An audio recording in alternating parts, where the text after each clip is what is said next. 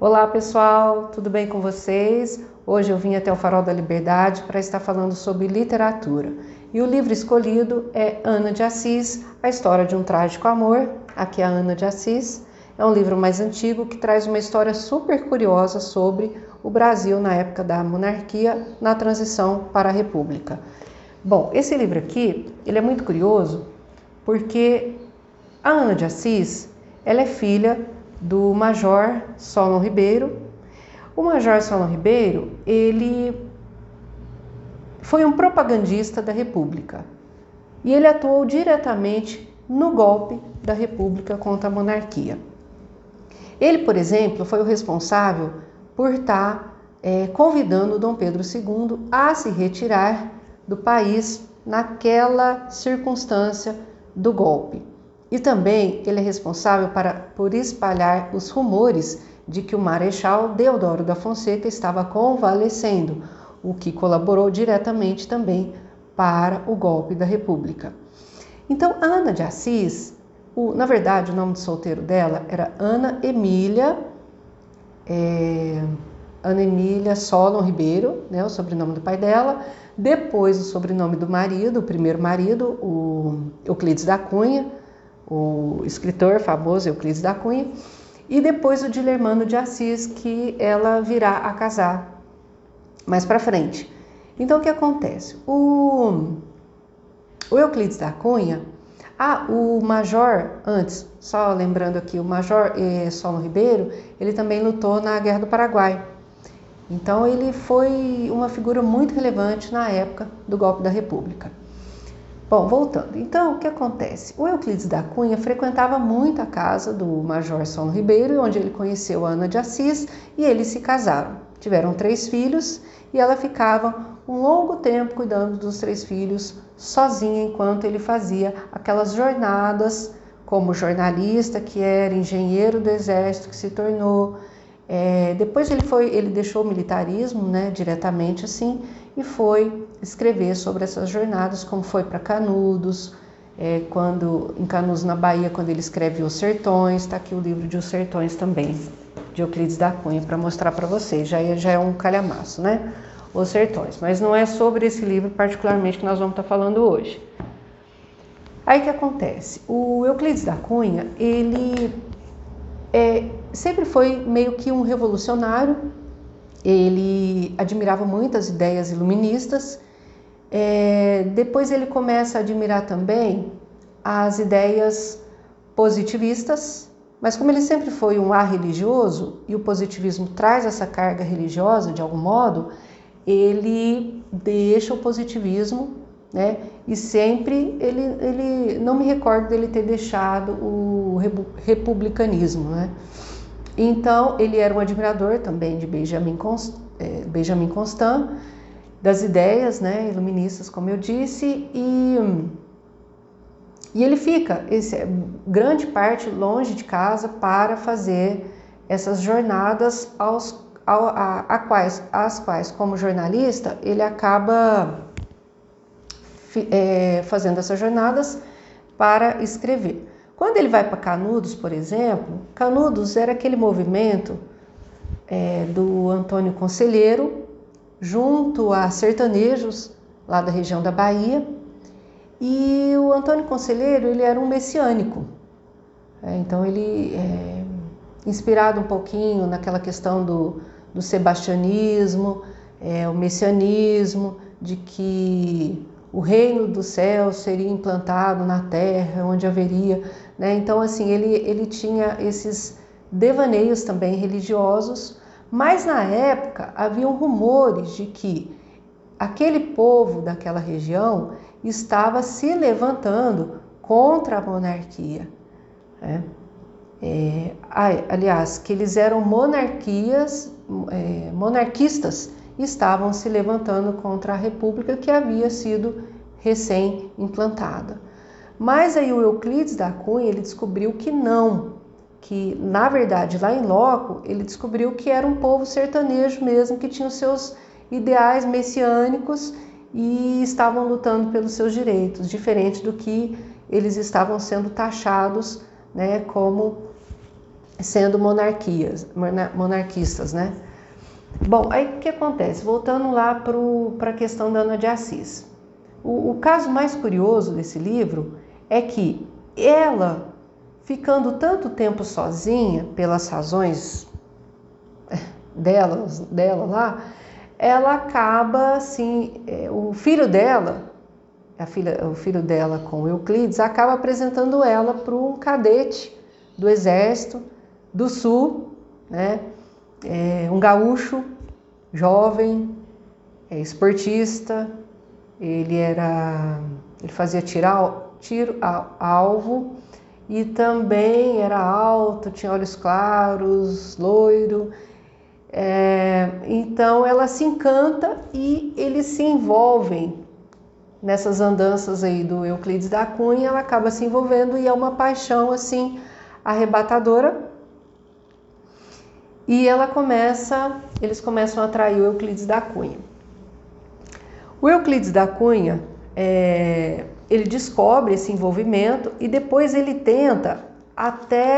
perdoa a Saninha e ele tenta voltar a se relacionar com ela e a organizar toda a questão do casamento deles e ficar tudo bem, mas é uma paixão, segundo analisando toda essa história, é uma paixão meio que avassaladora para eles não conseguem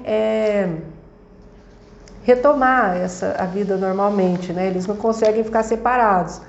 Então ela acaba se engravidando do Dilermano de Assis e quando esse filho dela acaba morrendo depois, né, que ele nasce, acaba morrendo lá por circunstâncias da vida e daí eles falam, bom, é interessante pensar sobre isso porque a gente já vê que tanta coisa está errada nessa história desde o começo.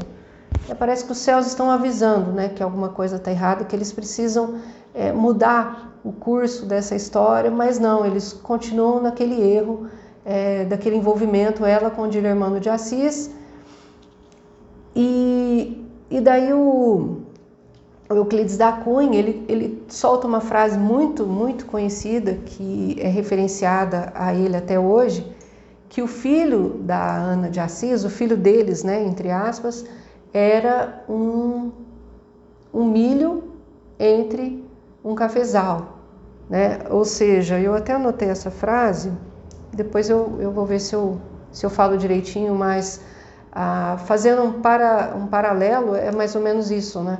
É um milho entre um cafezal, ou seja, o Euclides da Cunha, né, ele tinha um tom mais escuro de pele, ele não era moreno, ele era claro, porém mais escuro. O Dilermano, ele era loiro, de olho claro, um gaúcho. Então ele solta essa frase só confirmando essa desconfiança que ele tinha. Então acontece que as fofocas naquela época, né, como na época hoje também, mas elas foram cada vez mais se expandindo. E eles alugaram inicialmente era um quarto de uma pensão e depois alugaram uma casa para que eles pudessem se encontrar, né? Perceba que eles não terminaram essa questão, eles não resolveram esse caso, eles deram continuidade. E essa aqui, na verdade, a frase era uma espiga de milho no meio de um cafezal, né? Uma espiga de milho no meio de um cafezal. É como ele via esse filho que a Ana de Assis teve com o Dilermano em relação a ele e os filhos dele, né? O Euclides da Cunha. E essa tragédia não acaba por aí, porque o Dilermano, ele também tem um irmão, que é chamado de Dinorá. Esse irmão dele, ele é um jogador de futebol, é um atleta da época, ele jogou até no Botafogo, conseguiu um campeonato importante na época. E ele é retratado como uma pessoa muito boa na época. Então, o Dinorá, irmão do Dilermano, ele também vai ser prejudicado nessa tragédia da Piedade que vai acontecer. Porque em meio às fofocas, em meio à questão de filhos estarem vindo ao mundo que não eram dele, né? E essa história não se resolvia, então foi tomando uma proporção muito grande. Até que o Euclides da Cunha, ele vai até na casa de um primo dele, pedir a arma para que ele resolvesse um problema com um cachorro louco. O primo dele fala, beleza, tá aqui a arma, pode levar. E, na verdade, o Euclides da Cunha, ele estava indo tirar satisfação com o Dilermando. Quando ele chega lá, né, que aí tem uma troca de tiros, e o Dinorá, o irmão do Dilermando, que acaba sendo atingido, o Dilermando também, mas a frase famosa que o Euclides da Cunha também profere nessa época é que ele foi lá para matar ou para morrer. E ele acaba sendo morto, porque ele acaba morrendo, porque ele troca tiros com o Dilermando, e o Dilermando, que era um atleta profissional do tiro, é mais rápido que ele, saca a arma e atira nele, e o tiro do Dilermando no Euclides da Cunha é fatal. Enquanto o Dilermando só ficou ferido e o Dinorá foi atingido, essa bala ela ficou alojada no Dinorá, e com o tempo o Dinorá continuou jogando tudo, teve premiações no Botafogo, só que com o tempo essa bala foi se deslocando e ele teve um problema aí de perder os movimentos, ficar paraplégico, ter paraplegia. E aí ele começa a beber, tem uma questão emocional e ele acaba se lançando sobre uma região ali de rio ali e acaba dando cabo, né, da própria vida. Então perceba que tanta coisa vai acontecendo nessa história e ninguém freia essa história, né? E aí eles... eu sei que no final... tem mais uma dentro dessa tragédia acontece um monte de outra tragédia, porque um dos filhos do Euclides da Cunha com a Ana de Assis, ele vai ficando enfesado com o tempo, com todos esses acontecimentos, e ele vai tramando meio que uma vingança com o Dilermando. E ele também pega a arma e ele também vai tirar satisfação com o Dilermando, até foi num cartório. Na época ele chega para tirar satisfação. E nessa troca de tiros, adivinha o que acontece? O Dilermando vai e mata o filho da Ana de Assis com o Euclides da Cunha.